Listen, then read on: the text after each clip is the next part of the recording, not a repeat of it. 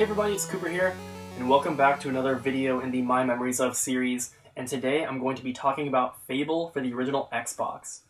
Now, as you can see, I've got the original and also Lost Chapters here, which was released later as a Platinum Hits only title, and it came with a few extra missions and stuff like that, so that's why I've got a Player's Choice version. That's the only way it was really released. But I owned Fable when I was younger. I don't remember which version exactly I had, but I do remember having it, and I played it along with a friend of mine, the same friend who I played Morrowind with. You know, we each had our own copies, and we played around the same time and would discuss the game and stuff. So there were a couple other Xbox games that I had growing up as well, but Morrowind and Fable here, and then Sega GT 2002 were really the three games I spent the most time with. And so the game is great if you haven't played it. And I've heard some unfortunate news recently that they canceled the newest Fable, and Microsoft has been thinking about actually shutting down Lionhead, I believe, which is the studio that is in charge of Fable. So it's, it kind of sucks that there might not be another Fable game, but, at least we have, a few that are, a few good games that are out there already to go back and play. But I'm specifically going to talk about the first one here. I believe that I've played 2, but I haven't played 3, and so, like I said, I'm just going to be talking about the first one. So, I had this game when I was younger, like I said, and I loved it, and I played it all the time.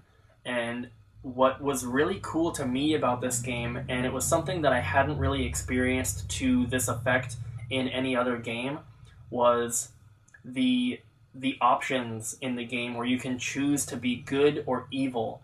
And it's not, and there's other games that have things like this, but it's more like you pick the side you're going to be on and that's it.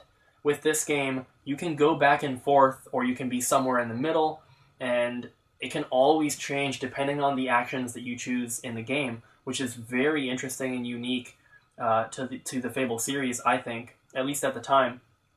And when I initially played, at least like halfway through the game, I was just playing it how I kind of normally would play a game, and I kind of ended up being on the good side. You want to save the townspeople, and you want to be the hero and all that. And I kind of did that, but then I got to a point where I wanted to be evil. So I started making the more evil choices in the game. And another thing that you can do is you can buy little baby chicks, like little baby chickens, and you can eat them in the game, which I always thought was really funny. But every time you eat one, you get like 5 points to your evil side or something like that. And so buying all the baby chicks that I could find and eating them all was a quick way to turn yourself into an evil character. And what was really cool about going from good to evil, or either way, is that it wasn't just like you have a point value. Your character would physically change depending on, if you were on the good or the evil side. If you were good, you would eventually get a halo around your head, and there'd be little butterflies flying around, and you would kind of glow. And all the townspeople and all the people in the game would really love you, and they'd always want to talk to you, and they'd be excited when you're around and all happy. But then if you were on the evil side, eventually you would start to grow horns, and you'd have flies flying around you, and instead of kind of glowing, it would kind of be a little dark, and people in the town would be afraid of you. They would run away from you and stuff. And I thought that was just a very, very cool and interesting mechanic to the game, because at least for me, I had never experienced anything else like that, and so that was really cool for me to see. But yeah, there's choices in the game you can make, and I don't want to. I mean, the game is super old, so I don't think anyone's really going to care that much. But I don't want to give away too many spoilers or anything. But there is a part in the game where you can choose to kill someone, or you can choose to let them live, and they had been like a friend or an ally in the game. And so that was one part of the game where I I think at that point I was trying to be evil, but I just couldn't do it. I had to let them live. But it's very interesting to see such such heavy aspects in a game like that, because that's not, killing your friend, even in a fantasy video game, is still something that's pretty dark, and it's pretty crazy, honestly. But yeah, there's tons of awesome things in the game. It's kind of like a hack and slash adventure exploration RPG, I guess you could say. It's got elements of a lot of different games in there. There's even some puzzle aspects to it, if I'm remembering correctly. So it's very cool. It's not super heavy on the RPG elements. So if you're the kind of person that can't get into those RPGs, like Final Fantasy or whatever, where there's many different characters and different classes and levels and weapons and armor and spells and all that, it's not that heavy with that kind of stuff. So if you're more into like Legend of Zelda type games, this is closer to that than something like Final Fantasy.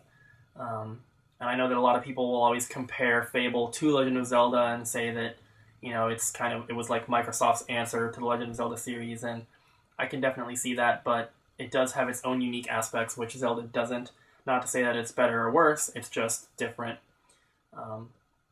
But yeah, it's a great game. If you guys haven't played it, I could definitely recommend it. It's a lot of fun. And in addition to the good and evil aspect of the game, you also have a component where you're growing up in the game. When you start playing, you are a child, and you're living at home with your parents, and then eventually, you are kind of like in school, like magic school kind of, and you're a kid, you're a teenager, and then you become an adult, and then it's not like a really important part of the game, but if you choose to do so, you can marry someone and have kids, and your kids will like take after you. If you're an evil person in the game, your kid will be kind of evil, and I always thought that was just insane. Like that's like a Sims aspect of the game or something. I always thought that was really cool. So yeah, I can't really recommend Fable enough. I guess I'd recommend Lost Chapters here over the first one, just because it's the same game. There's a little bit more to it. And there's a lot of exploring you can do. It's kind of open world-ish. And you can pick up quests along the way and stuff. And there's like merchants, you can buy and sell things, you can upgrade your armor and your weapons and all that kind of stuff. You can get different spells and all that. It's very, very cool. So yeah, I would definitely recommend Fable to anyone that hasn't played it. And if you're a fan of Legend of Zelda, especially, you need to play Fable. So yeah, that's going to be it for this one. I hope you guys really enjoyed the video. If you did, please make sure to like the video and also subscribe. And I will see you guys next time.